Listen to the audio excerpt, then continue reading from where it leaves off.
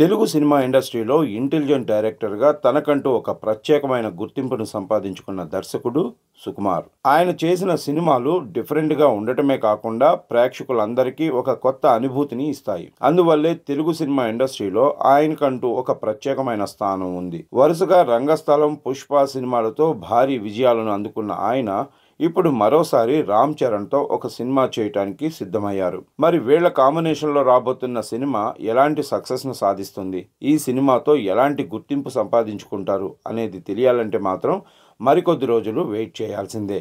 ఇక ఇదిలా ఉంటే రామ్ చరణ్ ఈ సినిమా తర్వాత సుకుమార్తో ఒక సినిమా చేయటానికి సన్నాహాలు చేసుకుంటున్నట్లుగా తెలుస్తోంది.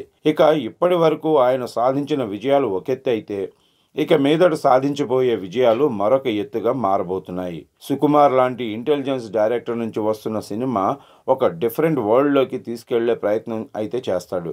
మరి ఆయన సినిమాలకు ఇండియాలో చాలా మంచి గుర్తింపు అయితే ఉంది. ఇప్పటి వరకు వచ్చిన సినిమాలతో ఆయన ఎలాంటి పెను ప్రభంజనాలను సృష్టించాడో మనం అర్థం చేసుకోవచ్చు. తద్వారా సినిమా ఇండస్ట్రీలో ఆయన క్రేజ్ తారాస్థాయికి చేరుకుంది. ఇక ఇలాంటి సందర్భంలోనే ఇండియన్ సినిమా ఇండస్ట్రీలో ఉన్న చాలా మంది స్టార్ హీరోలు సైతం వాళ్ళు స్టార్లుగా ఎస్టాబ్లిష్ చేయడానికి అహర్నిశలు ప్రయత్నం అయితే చేస్తున్నారు. ఇక ఏదేమైనా కూడా సినిమా ఇండస్ట్రీలో ఉన్న చాలా మంది దర్శకులు వాళ్ళు చాలా గొప్పగా పరిచయం చేసుకునే ప్రయత్నంలో ఉన్నారు.